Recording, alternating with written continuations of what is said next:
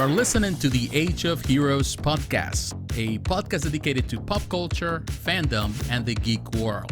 My name is JP Sarricolea. I am a digital creator committed to inspiring others to pursue their passions, their dreams, and goals. I am sitting down with creators and influencers from all walks of life to talk about their work, their experiences, and how to make a positive impact. Welcome to the show.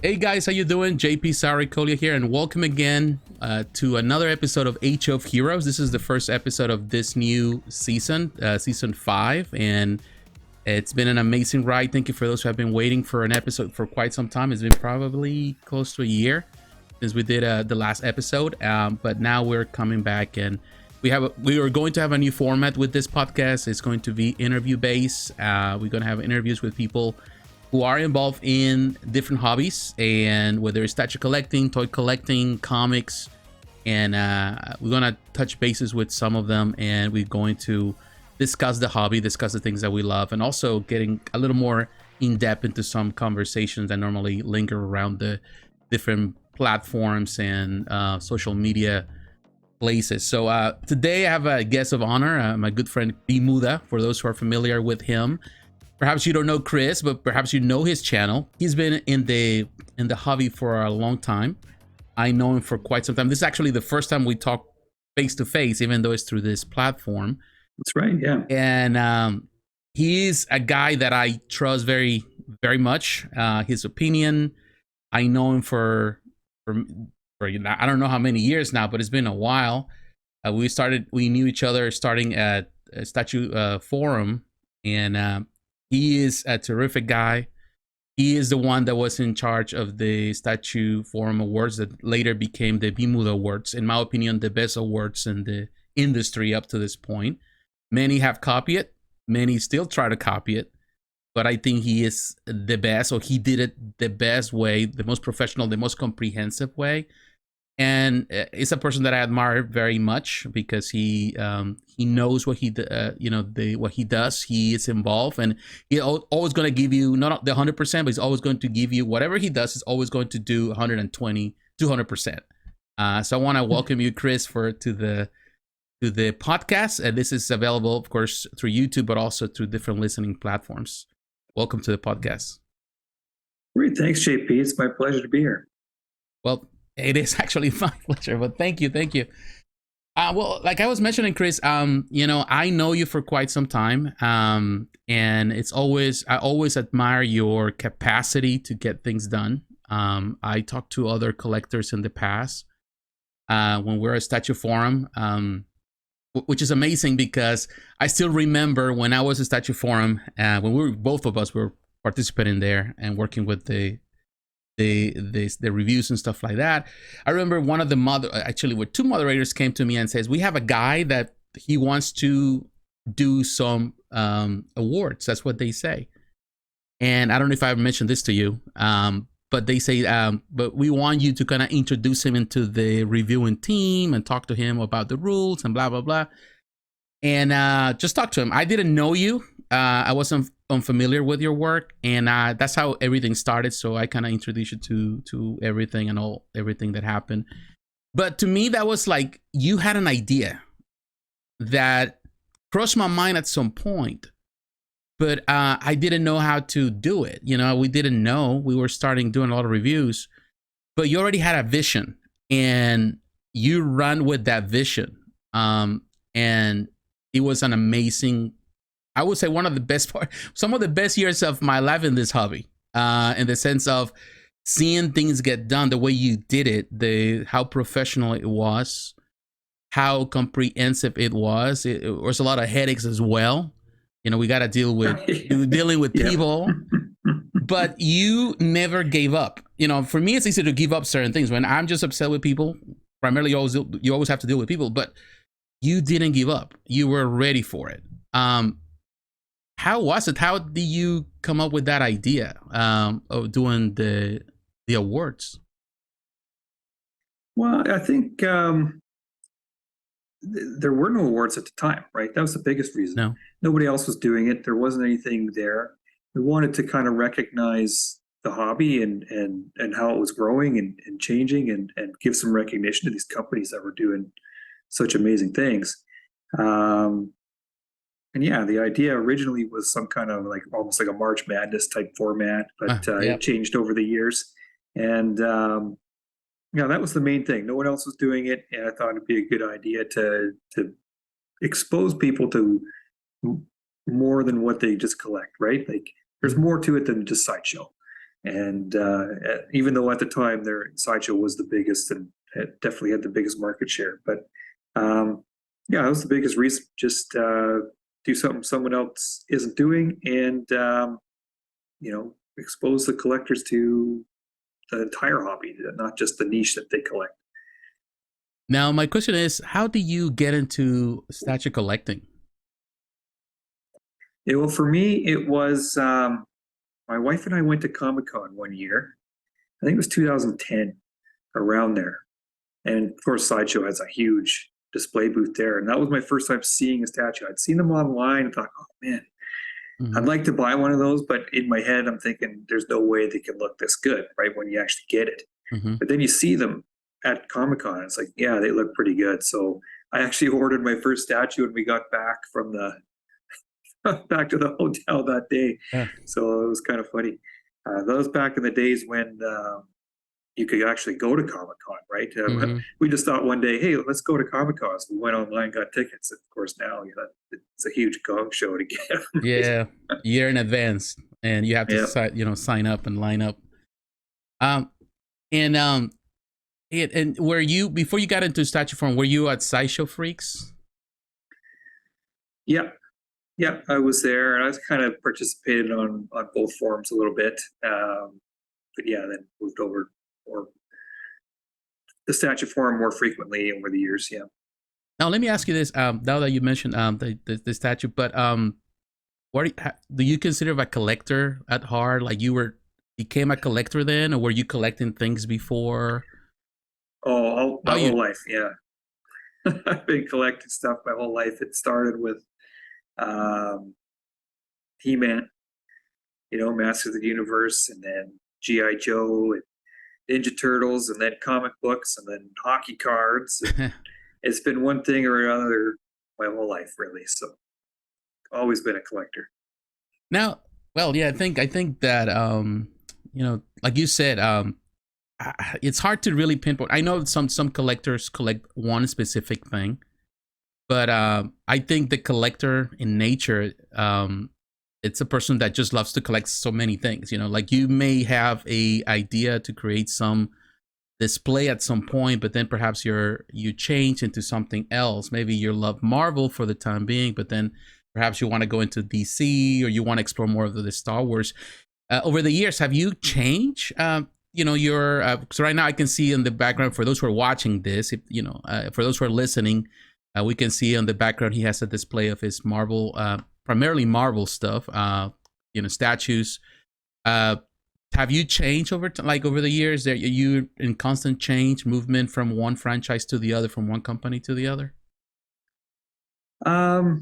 As far as the characters and things, I kind of started off with mostly Marvel, and I branched out, did more DC and various other stuff. You can see the back. I've got a Predator and a Judge Dredd and stuff, and then kind of as the years went on, I kind of went backwards a little bit, back to mostly Marvel, and I got my collection right now is primarily X-Men. I got some Spider-Man stuff, and I got some Daredevil stuff, and then just a handful of other stuff that doesn't fall into those categories. So I kind of started small and then expanded real quick, and then back and streamlined into more the stuff that I really want.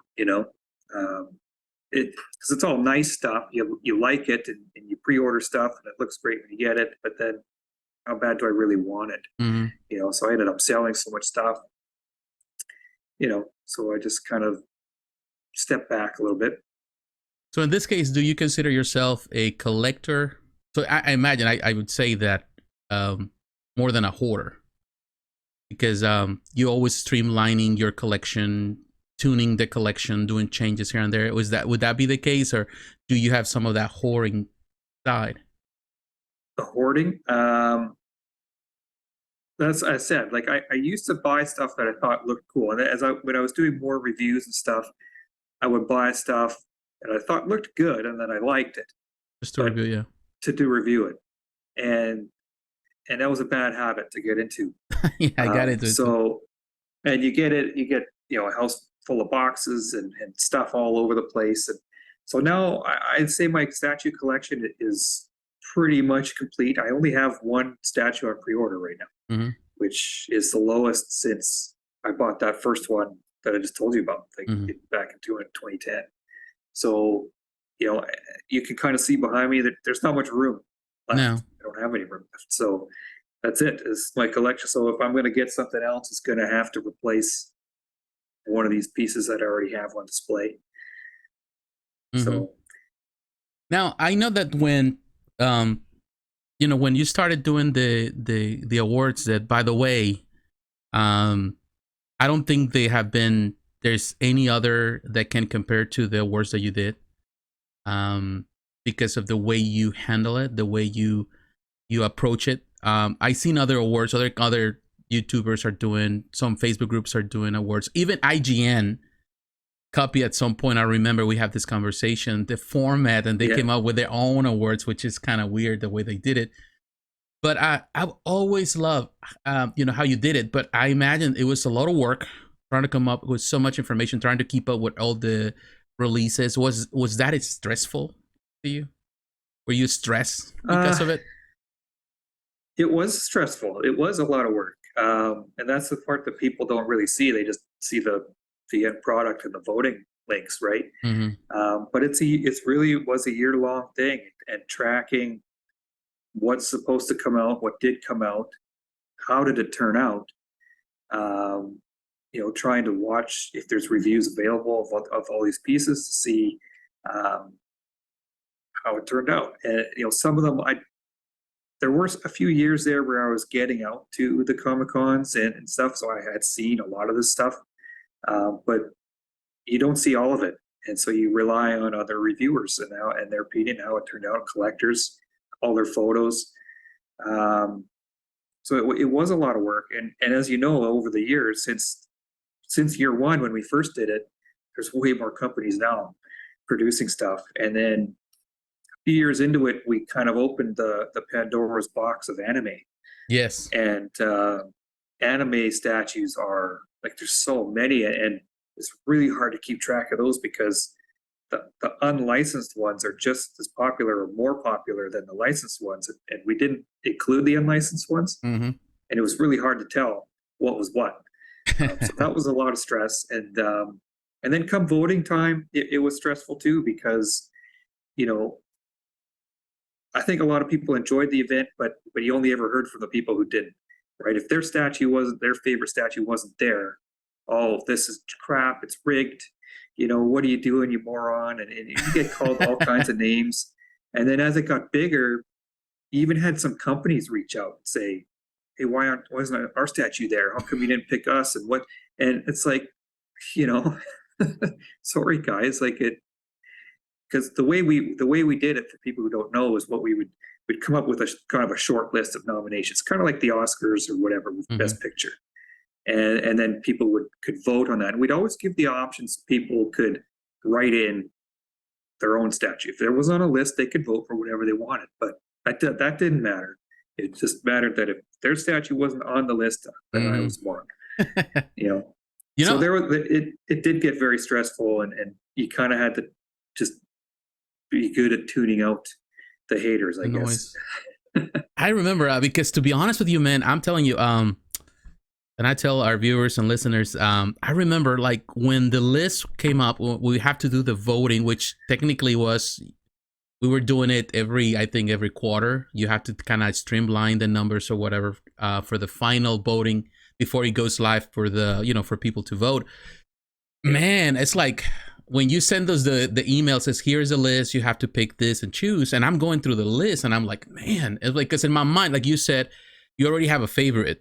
I think we all have biases and we like this, but all of a sudden you pair it against another piece that in my mind, I think is artistically a superior, and now I'm in this bind that I don't know what to choose. It was rough to vote for the right thing, because in my mind I love this character, but this other character, which is not my favorite, actually the art here, it's 10 times better, and it was a tough choice, because you want to pick the company that you're more familiar with, but these other companies are bringing the house down with what they're doing. There's amazing work. So it wasn't easy. I know a lot of people that, like you said, they only see the final product, but they don't see the work and sometimes the frustration that goes alongside it. And definitely that was an experience to me that to be honest with you, I loved it, but I would not like to be part of it again, in the sense of how stressful it was. But but he set a precedent, which is an amazing thing. The precedent that, we have to make this in a more professional way. And it was, to me, that was an experience.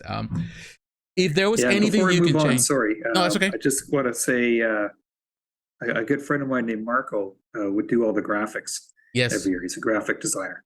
And he did an amazing job. Every year we tried to come up with a theme for that year's event. So last year it was all Seinfeld themed. So we had all the banners and stuff looking like a Seinfeld DVD box. And so he did a great job with that. So I wasn't doing it alone. You helped out, and Marco helped out, and there was other people along the way. So it was a team effort for sure. Now, if you could, and I know you still continue with the with the awards now, with the Bmutha Awards. If there's anything of when it was Statue Forum Awards, if there was anything that you could change back then, what would you change? I think it was hard when we first incorporated the anime. That's when people really started to lose their minds. Okay, because they just couldn't. People who collect superhero stuff could not wrap their head around an anime piece and why it was competing, and it shouldn't even be there in their opinion. But at the time, it was really just Sume. Sume was the biggest, and there was other stuff, as I said, unlicensed stuff, but Sume was the biggest licensed anime company, so we couldn't have their own category at that time. It didn't warrant a whole nother category just for anime stuff. And then, but I kind of wish I had tried a little harder maybe to make one, because separating them, because a few years later we did separate them, and that kind of eased the tension a little bit. So we could have a best anime statue and a best other. Typically it was superhero themed thing, right? But yeah, that would be one thing I would probably try to do a little better, Yeah, I think I remember, what was that? Yeah, to be honest, I knew little about Sume. I didn't know much about Sume when they won that year, Statue of the Year, which a lot of people said that it was rigged because they were comparing one thing to the other. But the thing what I think Sume understood was that the importance of and I was going to be grateful to that company for doing that. They saw the potential of having an award, attached to their name. So they went into social media and they promoted, hey, vote for us, vote for us. Other companies didn't take it seriously. And that's the reason, in my opinion, that they won, because they saw we need to attach an award to our name for people to see how legitimate as a company we are.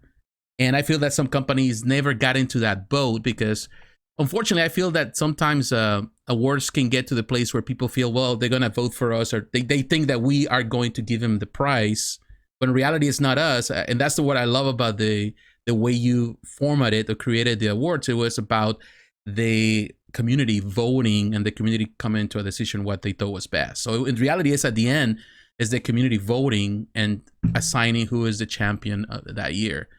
So to me, I was always impressed about that, because it was impressive. I was blown away, and I didn't expect that win from Sume that year.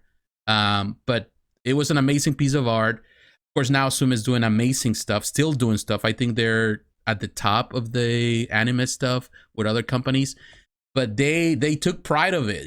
They took pride of that win, and I know also, that was a big part of it, man. Sume wanted it. And it was big for them at the time, because they were the only anime company in it. They wanted to win. They wanted to show that that their stuff was The just as underdog. good. And so they took it seriously. And you're right, they did promote on their various channels to go vote. And other companies would do that along the way too. Iron Studios did that a lot. Sideshow never did. They ignored it. They did pretend it didn't happen. But XM did it a few times. Prime One at the beginning did, and then didn't. But that's a different story. Yes. Yeah, because I remember, like, I would say with Prime One, they initially, of course, now they're celebrating their 10th anniversary or something like that. And they've been promoting that. But initially, Prime One wanted to have a name. They wanted to build their name and reputation. And they were using, I remember, the awards as, hey, we won the first year's award, like the statue of the year. Right. So they were using it a lot. And now, of course, they do an amazing. What do you think about Prime One Studio right now? Talking about Prime One. Do you think they are at the top right now as a company? Or do you think there's other companies out there at the same level? It's tough to say. I think they're up there.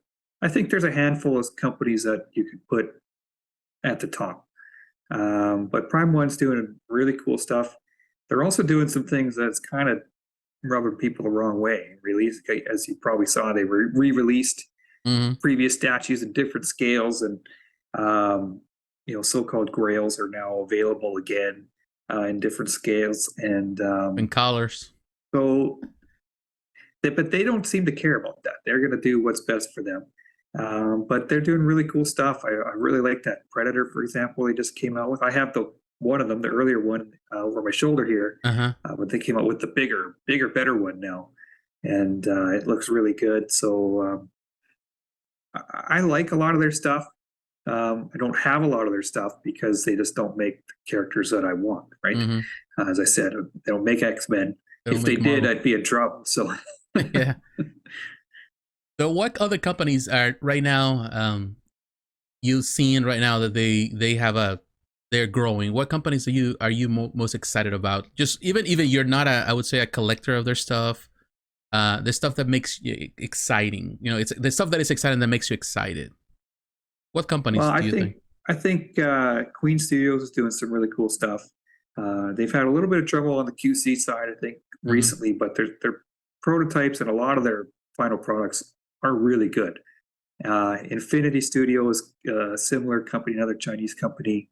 And all that hyper real stuff, they're using different materials with the silicone and the glass eyes, and it looks like you have the actor sitting in your basement, basically. That kind of stuff is really cool because I think it really propelled the whole hobby forward. So those are three kind of innovations that really caught my eye. I don't have any of them, but they look great. But other than that, there's still like I guess the tried and true company. The XM still doing really cool stuff. Iron Studio still doing really cool stuff. They're really pumping out all those 1/10 scale. Like they've really taken over that smaller scale market. Figurama's doing some really cool stuff these days. So lots of great companies out there. But yeah, the one that caught my eye was those super realistic life-size busts and things from Queen Studios and Infinity. And do you think right now, like, you think Sideshow, and this is more like we're going into it now because I know that a lot of people always say this, that these companies are going to be the demise of Sideshow for this or that reason. Do you think that's true? Do you think that these companies will take away business from Sideshow? They're already doing it, but do you think they're going to harm Sideshow in the long run or future-wise? Well, the thing that Sideshow has going for them, I think, is they own the license for the US for Marvel.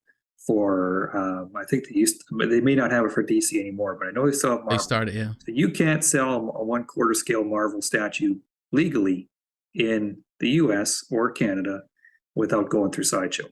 So their distribution side of things, I think, will keep them in business.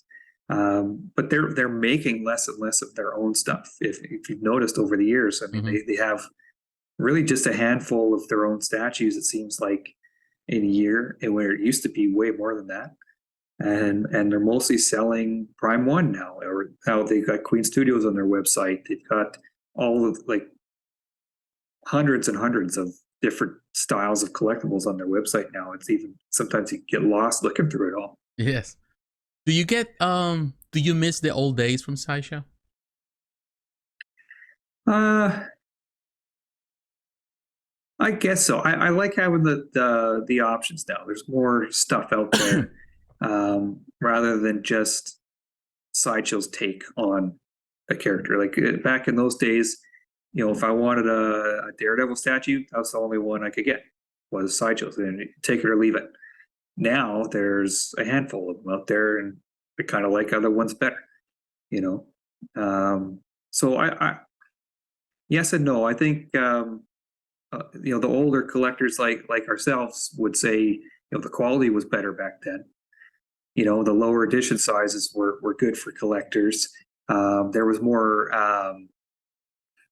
collectability in their pieces. Now it's they make them in the thousands, and the QC is really hit and miss. So I do miss parts of it, but I like the selection, the modern selection. Yes, and you're mentioning now, the things that we're seeing now with high edition sizes and stuff. How do you see this hobby moving forward right now? Because I know that right now there is a lot of discussions, a lot of frustration from collectors in reference to price point, in reference to the collectible value of things. Do you think that we are going to see increase in this hobby or in this industry, or a decrease of the industry? How do you see it right now? I've been thinking for a lot of years that these prices can't sustain themselves, but I've been wrong year after year after year, because there's more stuff. Prices keep going up. Statues keep getting bigger and more complicated. So I guess it'll keep going until people say no. Like I've kind of said no. I had a couple bigger statues. I actually have the Venom bust. It's not on the screen here, but that shipping on that was insane. The one from And that Queen was Studios? that was my the Queen Studios Venom. Okay. Yeah, and that was, for me, was really my tipping point. That I kind of just said no, I'm not going to do it anymore. I'll continue with the pre-orders I have. I'll buy them or honor the pre-order, I guess, and that was it. And now, like I said, I'm down to one now. I haven't bought any new statues in a long time. I bought a few kits, so I'm kind of learning how to paint and build kits, and that's been keeping me involved in the hobby, I guess. Yeah, I've seen some of your work that you share on Facebook, and I think also doing on Instagram, the stuff that you've been doing lately, and it looks pretty good. Is that where you're seeing yourself doing more of that, where they're more custom, or doing your own stuff, doing more of those kits? I'd like to. I'm enjoying it. I like learning the techniques and how to improve and get the look that I want. That's what I like best about it, right? Right now I'm working on a Wolverine, the brown costume. It's exactly the colors that I want, right? It's the shade of brown that I want, and orange or whatever. So I like that part of it. The kits, though, aren't exactly cheap either. No.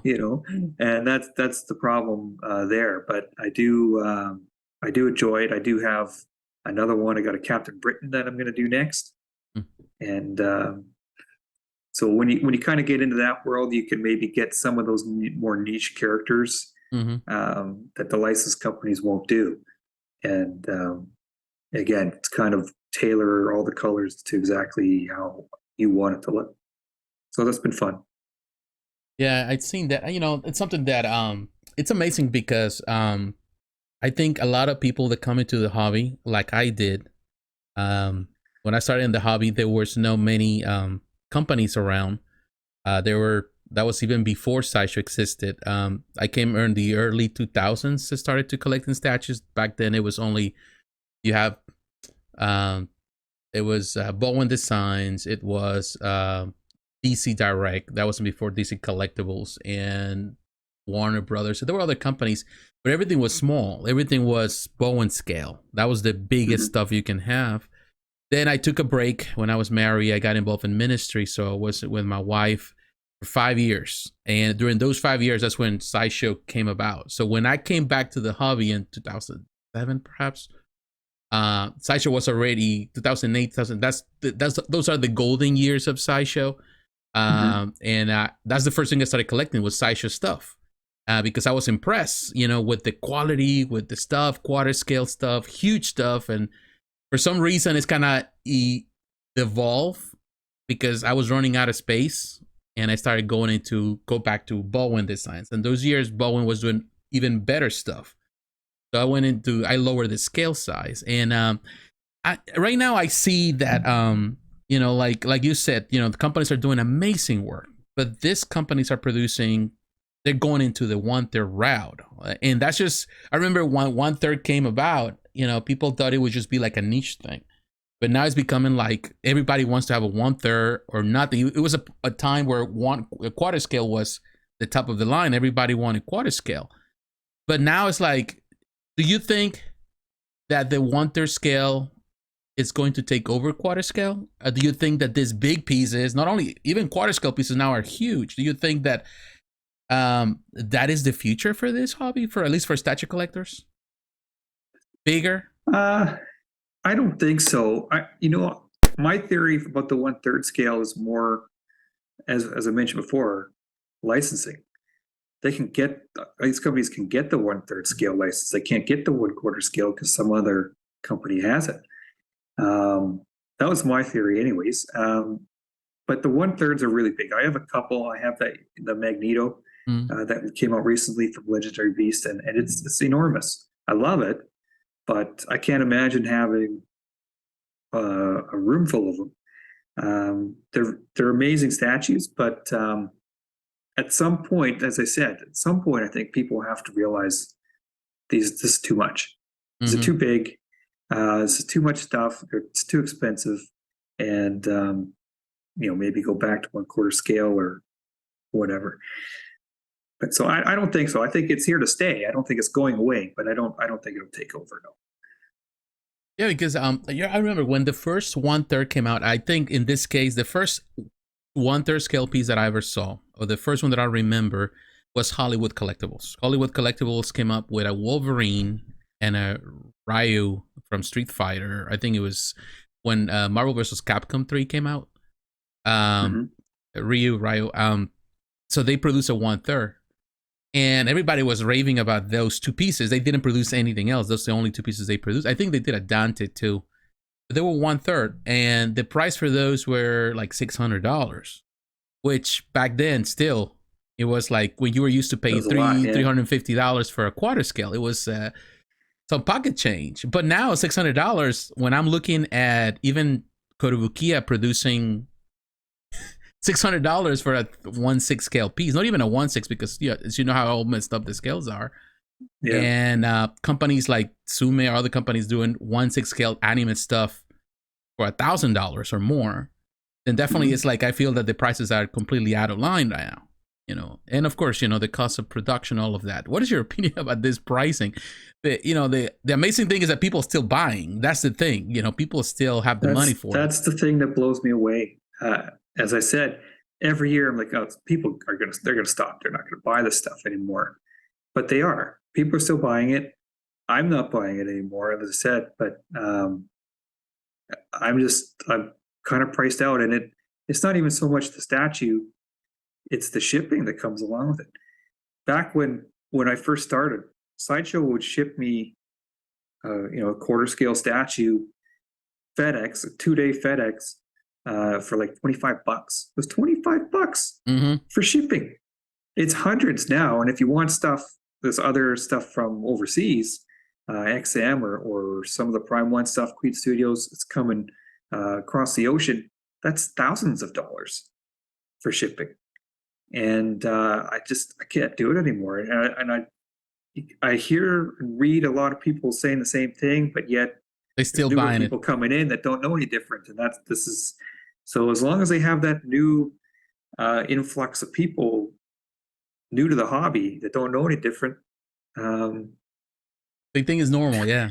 Yeah, it's normal. So I guess it'll keep going. Yeah, because this is the thing for we are always as you know this all the time that you've been in this hobby and all the time that I've been in the hobby, there's always going to be the naysayers. There's always going to be the doom and gloom preachers. There's always going to be the people that saying it's the end. This is the end. This is the end. But the end, the end is night, but it never comes. Every week there's something new. Like a new company shows up with something very different, very unique, and people are going for it, and people are buying and paying thousands and thousands of dollars for it. And I would say that for every person that walks out, there's perhaps another 10 that join the ranks. It's just. And do you think in this case, social media, of course, social media is the one that is driving this because that's how people get to know about it. Do you think that that is a factor? Also the pressure and the, people praising these companies or praising these products. I think that also it's creating that bubble that we're in now because of the constant invasion, or in this case, you're bombarded with all this information, with all these new products and companies and how amazing they are and all that. So, yeah, for sure. FOMO is real. FOMO, yeah. Right. People don't want to miss out, so they pre-order, and I think they end up with stacks and stacks of pre-orders. And every day you see people trying to sell off pre-orders at discounts. And assuming because they had too many or whatever, just decided they didn't want it anymore. These things you pre-order it as a year, then you think about it for a year, and maybe you don't want it as much as you thought you did. Have you ever sold a pre-order? Have you ever sold a pre-order? I've never sold one. No, I've canceled some. Yeah. I have. And you take a little bit of a hit for the non-refundable deposit, but I did exactly that. I thought, I can't think of one that I've canceled off the top of my head, but let's say it was a Captain America or something. I did have a Captain America on order. That looked great. I bought into the hype. Oh, got to get this thing. Mm-hmm. Looks amazing. And then a few months later, I'm like, I don't collect Captain America stuff. I have zero Captain America stuff in my whole house. Like, I don't need that. So you lose the $50, but it's better than spending the $600 and then selling it for half price later, whatever. That is the amazing thing right now that I do see, which is it blows my mind. Because I remember when I was, when early on in the hobby, when, the golden age of Sideshow, whatever, or the other companies, it was always easy to make a little bit of profit out of the stuff that you sold. I remember buying something for little or for less or whatever, for the in this case, the price that they had, and then turn it around and sell it for profit. And there were times where I make good profit, and that could actually pretty much help me to buy the next thing or just to pay for something else. But now it's been a couple of years since I sold because I got tired of always getting screwed, when it was making money, because I knew that I would lose money. Technically, you're giving it away. You're not making anything. And it's sad, but it's to the point where right now, like you said, a lot of people selling the pre-orders for what they pay or less, or there's so much stuff. The market's full of it that people trying to get rid of stuff so they can buy something new, but they're not getting their money back. And to me, that's unreal. Do you think in this case that and I know sometimes people say people shouldn't be buying for the investment purposes, but do you think that's true? Do you think that the hobby should still be an investment, or just simply be for you just to buy things because you love the character or whatever? I'm torn on that a little bit. Of course, I have the collector side of me that you want to get something that has value and can hold its value. And I've been in that boat where I've had to sell stuff and I've lost a ton of money doing it, just because I needed to make the space or to try and fund the next purchase. As you said. So there's that side of it for sure. The other side of it is, well, if it looks good, like some of the statues you can see behind me aren't exactly rare, but I like them and they look great and it's a character that I want. So I have it and I'm happy with it. So there's a little bit of both, right? For sure. Yeah. You're right on that. It's just something that I think the more you spend time in this hobby, the more you realize that it's not a black and white situation. Like people think that it should be that you should invest money. Other people say that you shouldn't care about those things. But to me, I think the longer, of course, we all come to this at first, like you mentioned, when you saw the first statue, you were pretty much in love with that statue, and you went and pre-ordered your first statue. You bought the first one. I think we all came like this to this hobby. We saw one thing, we fell in love. We didn't know anything about that, about the hobby or whatever. We just bought it. We didn't know that, if it was a good price or not. We just bought it. But as the longer you're in this hobby, you realize that it's a technically a constant thing that you got to keep doing. That you constantly changing, evolving that collection. And sometimes that means that you have to get rid of things, because whether it's this, you're limited with your space, whether you want to purchase something else that you think it improves on on the quality or the art of the stuff that you had before. Because, let's face it, we kind of, we sometimes some pieces that older pieces are not as good or as detailed as the pieces that are coming out now. So you want to just technically improve your collection. So you move on, but, it's getting to the point where you're losing money or you're not making anything. And definitely you start thinking more, okay, I need to be more careful how you spend my money, like how much I'm paying on things and all of that. Now that you were saying that you are moving away, are you thinking about just to take a break from the statue collecting, or you're just simply ready to quit statue collecting? How do you feel about it right now? I can't say that I would quit. Like, I'm not going to be actively buying as like I was before. It's going to have to be something that I want. Like, I've got a hit list of characters that I don't have yet that I want, right? Like a hobgoblin. Okay. I really would like a hobgoblin. So if one of those came out and I liked it, I'd buy it and find somewhere to put it. But, as far as, do I need another Spider-Man? No. Right? Do I need another Wolverine? Probably not. So I'm feeling pretty satisfied with where my collection is right now. And I have for a while. I haven't felt that urge to buy everything under the sun like I used to. Mm-hmm. So I'm definitely, I'll never say I'm out. Like I said, I've been a collector my whole life. I love this stuff. Statues have been a huge part of my life for the last 10 or 12 years. With doing the reviews and traveling around and meeting people all over the place and just having this cool stuff, to open up and look at. And so no, I'm not going to leave the hobby, but definitely dial back. I haven't done a review in a long time. I have, we didn't do the awards this year, to be honest, just because I didn't feel like it anymore, Mm-hmm. So it's not that my interest level has died down. I still see the new stuff on Facebook and I think it looks amazing, but mm-hmm. I don't feel the urge to buy it anymore. I think I feel good about that. Now that you mentioned that you're traveling because you did extensive travel, I remember you were doing a lot of stuff. You traveled to Malaysia, I think Singapore. You were with Singapore. You were with some of this. You visited Exum. You were involved in you have come to the United States, of course, to Comic-Con a couple of times, do coverage to the events and stuff. Have you been at New York Comic-Con as well? I think. Have you? Yeah. Have you done coverage there too? Yeah. So the travel was really probably the biggest perk along mm-hmm. the years of doing the reviews and putting all that time and effort in. That was the payoff for me. So I did get a chance to go to Singapore and visit the XM guys. That was awesome. I got to I haven't seen their new facility, but their old one, and saw the Singapore Comic-Con with them and got to help them set up and all that. I've been kind of behind the scenes at the New York Comic-Con with them. Mm-hmm. I help, again, the setup procedure, set up and tear down and all that. That's always kind of neat to see how fast those booths go up and get taken down because they got to move on to the next event and mm-hmm. inside there, right? But I've done New York twice. I've done San Diego, I think 3 times, Singapore once, and I went to the Tokyo Wonder Festival. Okay. Which is, as you might expect, more of an anime thing. Mm-hmm. I was there with Figurama 2 times. And that was awesome. We got to travel the world, like I said, and meet all these great people. And that was by far the best part about doing it.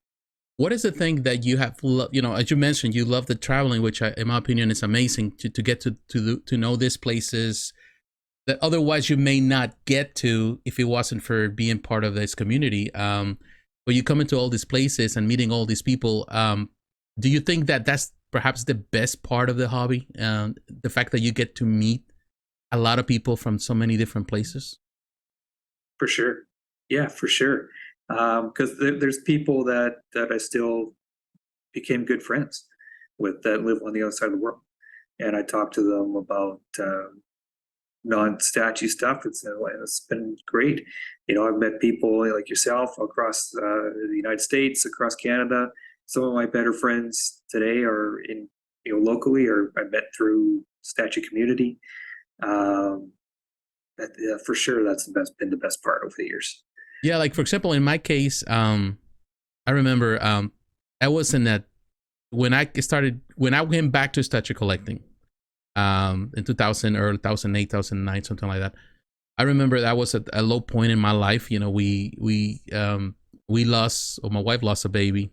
That was in a very dark time, you know, personally. Mm-hmm.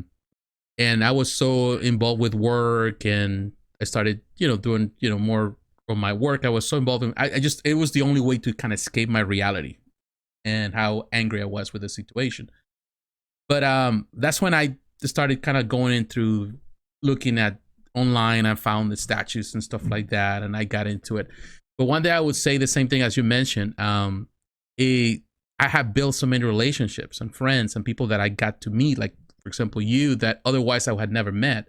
And I think it's been in so many ways like a therapy for me to be able to relate with people and talk about things that are not necessarily about life and work, but I talk about like the geeky stuff, you know, like collectibles, which is everything is geek. Yeah. What amazes me is that no matter where you at in the world, there's a lot of people that share or have the same sentiments like you in reference to a lot of these beloved characters that we grew up watching, whether it was cartoons or reading the comics or, you know, the things that we did. And to me, it's amazing. And I know the best part of it is I feel that that stigma has been lifted, because for the longest, I remember back in the day, you know, like I wouldn't talk to my friends about my statues because, you know, they know my friends. I always say my coworkers / friends, because they couldn't understand, you know, they saw the geeky world as just a stupid, you know, some people that haven't grown up and you're immature, even family members that didn't see it. But this community brings you to people that they share the same thing, and you realize that being a geek is not such a bad thing after all, you know, to loving all this kind of thing. And that, to me, that's been amazing. I feel that that has changed, and I see that with social media now. Like, you know, like a lot of people now are fans, whether it's because they've been watching the movies now. A lot of people became fans of comics because they've been watching the MCU stuff. And is there anything that you feel that right now with the geek world, are you so happy to see certain, I would say, franchises come to life, whether it's in statue form or whether it's in movies? Any franchises that you're looking at that you're thinking, wow, it's amazing? Is there anything that you would love to see coming to be actually produced in statue form as well? Well, yeah, the amount of pop culture stuff. I mean, let's look at the MCU, right? And how expanded it's become. There's 3 or 4 movies a year now. I think it's going a little bit downhill, but up until Endgame for me, I mean, I looked forward to those movies several times a year. I would go be there opening night and ready to watch them. And I mean, who would have thought that we would have had, you know, the Infinity Gauntlet in movie form across 10 years? Like, that's incredible. I personally love the Daredevil show on Netflix. It was amazing. One of my favorites. I mean, that was incredible. Like, I never thought you'd ever get something like that. So yeah, of course, we're getting shows coming to life that of characters that I never would have expected, for sure. As far as stuff, you know, shows, I guess, becoming statues. I can't think of one at the moment, to be honest with you. I'm sure they're out there. I mean, you see it. I mean, Avatar just came out, so it's got their statues coming out, and they look kind of neat. I don't, not that I would buy, but they still look nice, right? Yeah. Now, you're talking about the Avatar, which is you brought it. haven't even watched the movie yet. I don't know if you have watched it, but I haven't. I haven't had the opportunity to go because I was Yeah, sick. the second one. Yeah, Yeah. Did you watch it? Did you like it? it was good. Yeah, I enjoyed it. It's not the greatest movie I ever saw, but it was maybe a little bit long. Um, but yeah, I enjoyed it. Yeah, I didn't get the Most of those chance. movies, it has to be pretty bad for me to walk out of there thinking, "Oh, that sucked," you know. And I have in the past, but not many. It's usually worth the time. I like going to movies, so it was all right. Now, what do you think? Like, you have two sons. You mentioned earlier before they we started this podcast. One is what, 9 and 11, so they're Yep. in that age. Have you do you make it part of your hobbies? Are they part of it? Like, do you make it part of, like, do they love to look at your statues and stuff? Do you train Yeah, them to take care of them? that's right. They know not to touch them. That's for sure. But yeah, they like looking at it, but they're kind of becoming their own people now too. Mm-hmm. I've also brainwashed them into becoming sports junkies like myself. I religiously follow the NHL Mm-hmm. and NBA and baseball and all that, and they're doing the same, and they love it, and I just think that's great to see. Um, so they're becoming their own people. They still like the statues, but you know they're their own people now. Yes. Yeah. Yeah, I think that's one thing that I always, perhaps I fail. I did. My daughter is already grown; she's married and all that. But I think early on, my daughter was younger, and I didn't really involve her as much with my hobbies because it was my own thing, and for some reason, perhaps I thought, she's a girl, she's not gonna like it. Although I think I made it part of, which is amazing, of the gaming side. I'm a gamer, she's a gamer. Not as much as of a gamer, but she was telling me that, do you play The Last of Us or something, or do you watch The Last of Us? I'm sorry, the show. She's been watching it lately, and because she played the game, like she was little, she was playing The Last of Us. Like my wife she didn't let her do it, but I let her play. But we kind of shared that bond with gaming and stuff, and but yeah, didn't with the statue side. She wasn't ever really involved because I don't know, I didn't thought about it. So it's good that you kind of keep I can say, to teach your kids, and if I can do it again, I would do it again. I will learn. I learned from that mistake. Involving more into your hobbies, into what you do, and it's good that you do that with your sons. Now you're really getting close to the end of this podcast. Now I would like to ask you this. Like, I know that there are many people out there. There are many people in this hobby that they have come for the first time, and they navigating in through all the stuff, where there's the FOMO, where there is the pressure, where there is how to adapt a collectible. They want to get it also into statue reviews perhaps, and they build their own channels. What kind of advice can you give them, that there's so much you can tell, I'm sure, but is there any advice that you would tell anybody that wants to kind of follow in your footsteps? I would say don't buy stuff that you're not going to want, or that you think you might not want. Don't buy stuff just because it looks cool, because I fell into that trap for sure. So there's that. For anybody who maybe looking to do reviews or social media stuff, do it. Start your own channel and do it for yourself. Don't submit to somebody else's channel. Don't do it under someone else's name. I made that mistake, with the Statue Forum channel back in the day. I should have, followed in your footsteps and had my own channel. Mm-hmm. But so I learned that way. So that's my biggest piece of advice. If you do it on your own channel. Do it for yourself, and build up your own channel that way. Well, I want to say, Kris, I thank you for your time. We definitely, you're a person, again, like I mentioned, I admire very much. I know that everything you do, you give your best, and I know you're always going to be successful at that. I can see that. I'm sure that even this new venture that you're doing with the painting, which doing the kids, which I've been following your posts in reference to it, and I think it's coming along really nice. And I think there's Thanks. a new chapter in your life, which, you know, I know that you're gonna excel on it. So I commend you for doing it. You know, this is a thing, that's something that I also been wanted to do for a long time. I have a couple of kids. They've been packed, you know, boxed in. They're waiting. They've been years that I've been sitting there for me to do something. And every year I say I'm going to do it this time, but every year comes and goes. But you're the type of person that what I love about you is the fact that whatever you decide to do, you take it. You know, you go with it, and you don't look back. And I think that's something very admirable, something that is worth of praise. And I want to say, you know, and I know that many people who are watching this or listening to this, they can share the same thing. People who have followed you, people who know you in the community, how you have become a pillar of the community, with everything that you have done.